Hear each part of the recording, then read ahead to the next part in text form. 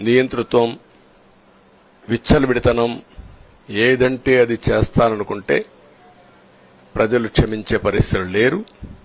అదే ఈరోజు నిరూపించే పరిస్థితికి వచ్చారు.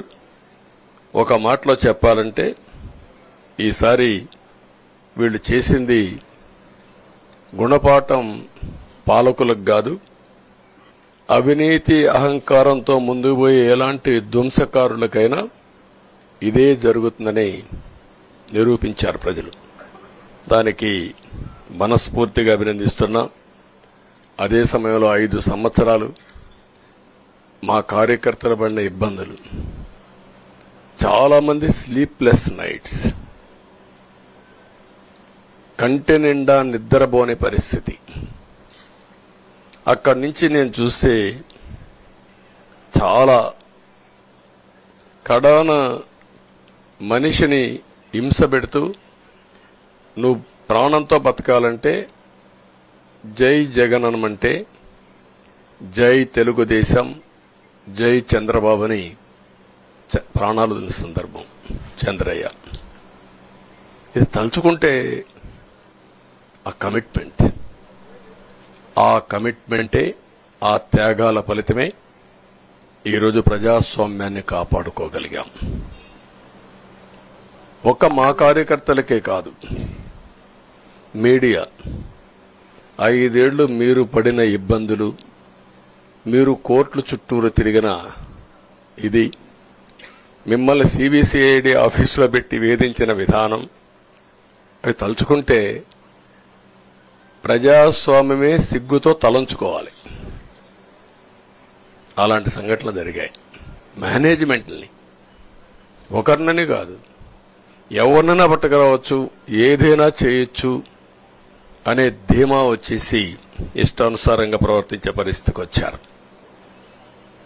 అదే సమయంలో ప్రజల మీద, మా పార్టీ మీద సరే, ఈవెన్ జనసేన పవన్ కళ్యాణ్,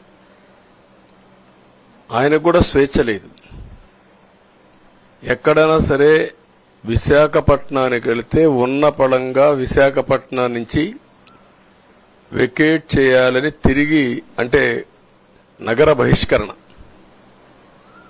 ఒక నాయకుడిని నగర బహిష్కరణ చేస్తే కారణం చెప్పకుండా ఇంకా వేరే వాళ్ళ కథ ఏముంటుందో మనం ఆలోచించుకోవాల్సిన అవసరం ఉంది. కేసులు పెడితే ఎందుకు పెట్టావు కేసు అని అడిగితే దానికి సమాధానం చెప్పకుండా ముందు నిన్ను అరెస్ట్ చేస్తున్నాం, తర్వాత కేసు డీటెయిల్స్ ఇస్తా ఉంటారు. ఇలాంటి చాలా జరిగాయి.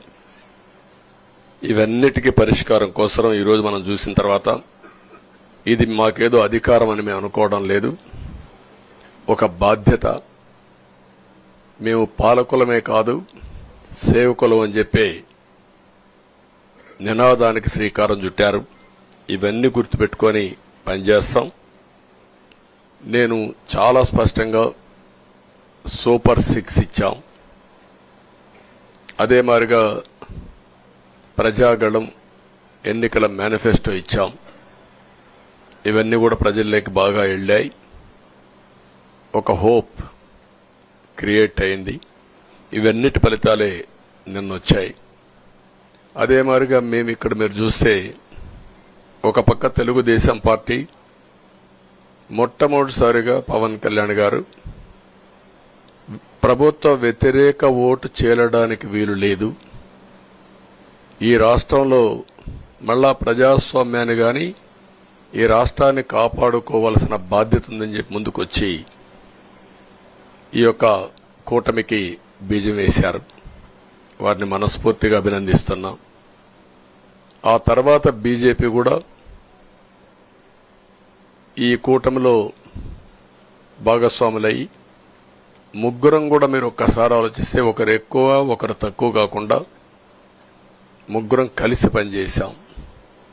బేషిజాలు ఎక్కడా లేకుండా మేము ఏదైతే చెప్పామో, ప్రజలు గెలవాలి, రాష్ట్రం నిలబడాలి, దీనికోసం పై స్థాయి నుంచి ఢిల్లీ నుంచి వచ్చినటువంటి బీజేపీ నాయకులు గాని, ప్రధానమంత్రి అమిత్ షా గారు గాని, ఇక్కడుండే పవన్ కళ్యాణ్ గాని, తెలుగుదేశం పార్టీ కేంద్ర నాయకత్వం నుంచి కింది వరకు అందరం కూడా ఒక ట్రూ స్పిరిట్తో పనిచేశాం.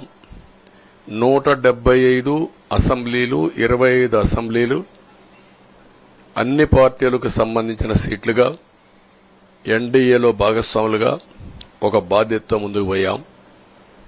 అందుకే ఈ అనూహ్యమైనటువంటి విజయాన్ని సాధించగలిగాం. ఇక్కడి నుంచి బాధ్యత ఉంటుంది. ఆ బాధ్యతని ఏ విధంగా చేయాలనో అవన్నిటి కూడా ప్రణాళికలు తయారు చేసుకుంటాం. అంటే ఈ 5 సంవత్సరాలు జరిగిన విధ్వంసం మీరు ఒకసారి చూసిన తర్వాత ఇది ఒక 30 సంవత్సరాలకు ఎంత డ్యామేజ్ చేయాలనో అంత డ్యామేజ్ జరిగింది. వ్యవస్థలు విధ్వంసమయ్యాయి. మొత్తం ఎకానమీ కుప్పగూలిపోయింది. అప్పులైతే ఎంత చేశారో ఇంకా లోతు పోతే తప్ప మనకు తెలియదు. ఎక్కడెక్కడ చేశారో ఏమేం చేశారో తెలియదు. ఇంకొక పక్క ఎక్కడికక్కడ సహజ సంపద, ఒక శాండ్ కావచ్చు, మినరల్ వెల్త్ కావచ్చు, లేకపోతే ఏదంటే అది ఇంకా మాకు అడ్డే లేదు, ఏమైనా చేయగలుగుతాం, ఎవరైనా అడ్డొస్తే తొలగించుకుంటా పోతామనే ధీమాతో ముందుకు పోయారు. కొంతమంది భయపడి రాలేకపోయారు, ఎదిరించలేకపోయారు. నా కళ్ల ముందర ఒక రైతు చూస్తే ఆ పొలం పక్క నుండి ఇసుక తీసేస్తే అక్కడ భూగర్భ జలాలు ఉండవు. వ్యవసాయానికి నీళ్లు కూడా కొరత వస్తుంది. పక్క నుండే పొలాల్లో కూడా నీళ్లు ఉండవు. కానీ మాట్లాడే సాహసం చేయలేకపోయాడు. ఆయన కళ్ల ముందర ఆయన పొలంలో మట్టి తీసుకుపోతా ఉంటే ఎదిరించలేని నిస్సహాయ స్థితికి వచ్చాడు. మా వాళ్లు పోతే హౌస్ అరెస్టులు చేశారు. ఇవన్నీ చెప్పుకుంటూ పోతే ఒకటి కాదు, చాలా జరిగాయి. అవన్నీ కూడా ఏ విధంగా చేయాలనో చేస్తున్నాయి. మళ్లీ వ్యవస్థలన్నీ కూడా పునరుద్ధరించాల్సిన బాధ్యత ఉంది. అదే మరిగా మాకు ఒక 4-5 రోజులు ఇవన్నీ చూసిన తర్వాత, డెప్త్కి పోయిన తర్వాత, మీరు పేపర్లో రాసినట్టు గాని మేము మాట్లాడినట్టు గాని ఒక లెవెల్లో ఆగిపోయినాయని నా ఉద్దేశం. ఎందుకంటే నేను రాజకీయాలు 40 ఏళ్లు చూశాను. ప్రభుత్వాలను మేము అధికారం ఉన్నప్పుడు చూశాను, బాగు చేసి మళ్ళా అపోజిషన్కి వస్తానే వీళ్ళు నాశనం చేస్తే మళ్లీ నేను అధికారంలోకి వస్తానే దాన్ని బాగు చేయాలంటే ఎన్ని కష్టాలు ఉన్నాయో నేను చూశాను.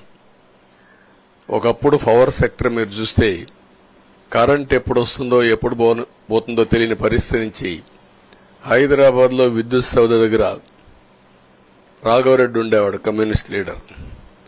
నల్గొండ నుంచి రైతులను తీసుకొచ్చి సమ్మర్ వస్తే అసెంబ్లీ ఏప్రిల్లో ఉంటే గొడవలు. సగం టైం మేము కరెంటు కొరత పైనే చర్చించేవాళ్ళం. That were the days. అలాంటిది నేను 1999 నుంచి పవర్ సెక్టర్ రిఫార్మ్స్ తీసుకొచ్చి 2004కి సర్ప్లస్ బాధ్యతతో క్వాలిటీ పవర్ ఇవ్వడం మొదలుపెట్టాం. 2014కు మళ్లీ 22 మిలియన్ యూనిట్లు ఆంధ్రప్రదేశ్లో కొరత కరెంటు. వ్యవస్థలన్నీ నిర్వీర్యం అయిపోయినాయి. తర్వాత మళ్లీ సెట్ చేసి 2 నెలలు 3 నెలలు కరెంటు కొరత లేకుండా చేసి వ్యవస్థలన్నీ పటిష్టంగా చేసి సోలార్, విండ్ తీసుకొచ్చి కాస్ట్ తగ్గిస్తే ఇప్పుడు మీరు చూశారు ఎంత పవర్ ఛార్జెస్ పెంచారు. 9 సార్లు పెంచారు. ఎందుకు పెంచారో నోబడీ నోస్. దానికి రీజనే లేదు. ఇప్పుడు ఎక్కడుందో దాన్ని ఎత్తుక్కుంటే ఎంత లోతు పోయిందో కూడా తెలియదు. దాన్ని ఏ విధంగా రిపేర్ చేయాలి, ఎంత డబ్బులు తెచ్చారు, ఏ పేరుతో తెచ్చారు, అవన్నీ ఒక వ్యవస్థను కాదు, సంబంధం లేని వ్యవస్థతో డబ్బులు తీసుకొచ్చి సంబంధం లేని డిపార్ట్మెంట్కి ఇచ్చారు. ఇలాంటి చాలా ఉన్నాయి. అవన్నీ ఇన్ కోర్స్ ఆఫ్ టైం మీకు కూడా చెప్తాం. అల్టిమేట్ గా ఇదేదో మేము అధికారం అంటే జుబిలియంట్ గా బ్రహ్మాండంగా ఉందనుకోవడానికి కాదు. ఒక బాధ్యతతో మా మీద ఎంత నమ్మకం పెట్టుకున్నారో ఈ ప్రజల్ని మళ్లీ ఒక దారి చూపించే మార్గం మేము చూపిస్తాం. ఇంకొక పక్కన మీరు ఒకసారి ఆలోచిస్తే ఇదే అసెంబ్లీలో నాకు, మా కుటుంబానికి, మా మిస్సెస్కి జరిగినటువంటి అవమానానికి నా జీవితంలో ఎప్పుడూ బాధపడలా. నా మీద బాంబులతో దాడి చేసినప్పుడు కూడా వీరోచితంగా ఎదుర్కొన్నా.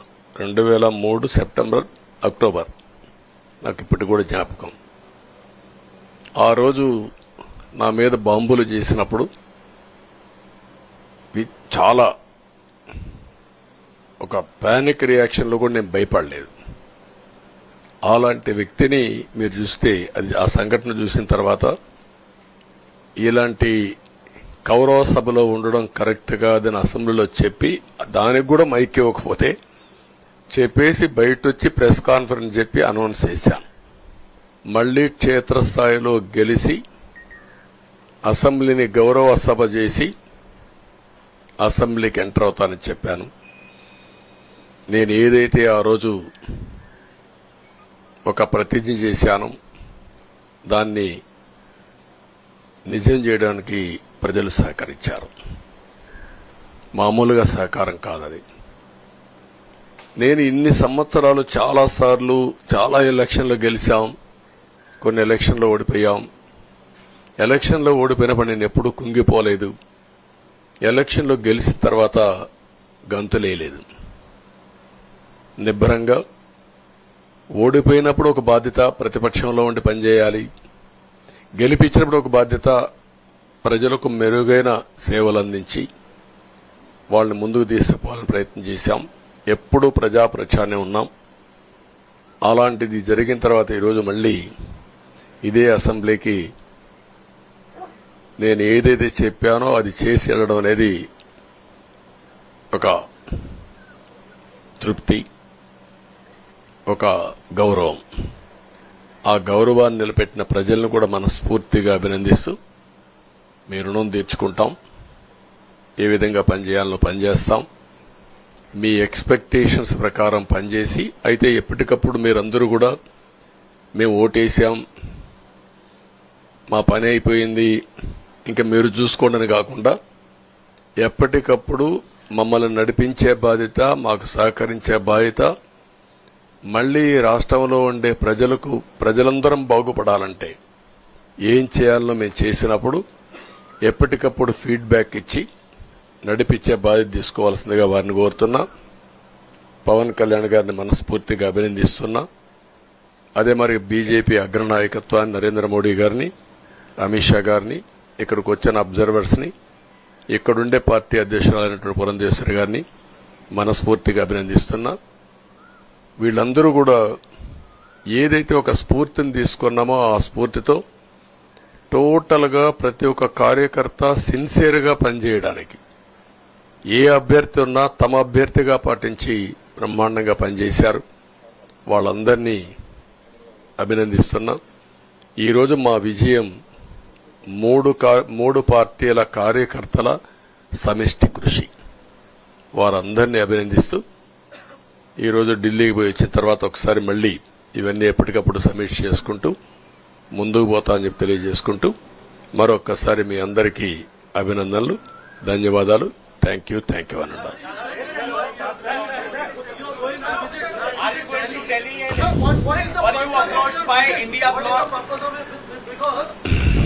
No, don't bother. No, hear me, I say. You are very loud. You want news always. I am also experienced. I have seen so many political changes in this country. We are in NDA. I am going for NDA meeting. In course of time, anything, we'll report to you. Thank you.